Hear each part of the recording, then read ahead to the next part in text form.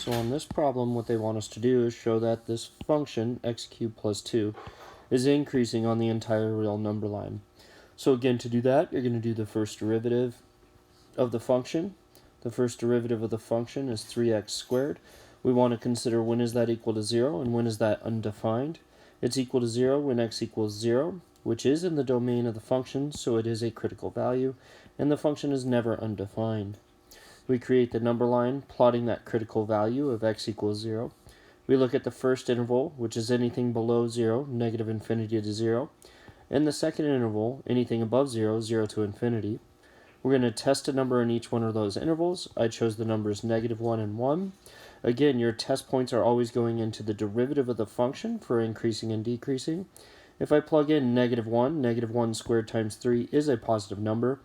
1 squared times 3 is also a positive number. So I get that my function has to be positive on this first interval, positive on the second interval. So for sure it's increasing on the intervals negative infinity to 0 and 0 to infinity. And then I would debate whether it is increasing at x equals 0 or not, because technically the derivative at the point is 0, but any point to the left of it has a lower value, any point to the right of it has a higher value. So by the definition of increasing and decreasing, we could say that it's increasing on the interval negative infinity to infinity. In this next problem, we have a national distributor of pet toys that has its costs and revenue functions as given. Here's the cost function, here's the revenue function, and it wants to determine the intervals for which profit is increasing. It wants to know when the profit function is increasing. So the first thing we need to do is actually find the profit function. If you remember, the profit function is equal to the revenue minus the cost. So let's go ahead and do that out real quick. When writing out the profit and revenue, or the revenue and the cost function, one thing that's key is to remember that you have to distribute that negative to both terms. I'll distribute the negative and combine like terms now. When I did this in writing in descending order, I ended up with a profit function of negative 0.0004x squared plus 2.4x.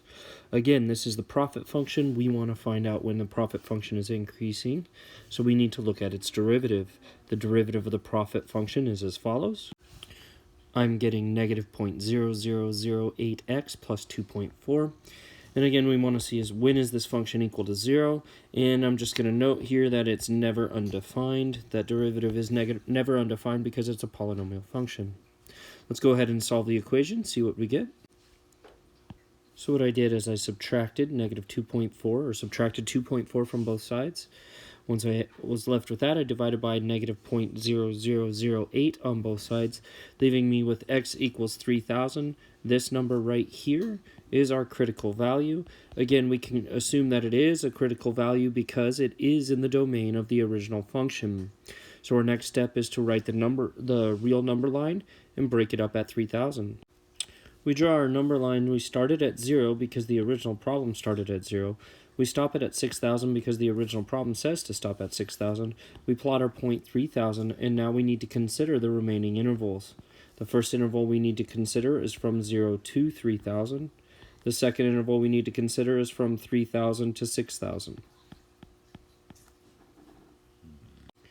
We need to check each one of these intervals into our sign chart, plugging it into the derivative. I'll choose the numbers 1 and 5,000 just because I can. Pick any number in the interval. If I plug in the number 1, it looks like I would have a positive number, and if I plug in the number 5,000 using a calculator, I could quickly determine that it's a negative number. So the first entire interval has to be positive for the derivative, and the second entire interval has to be negative.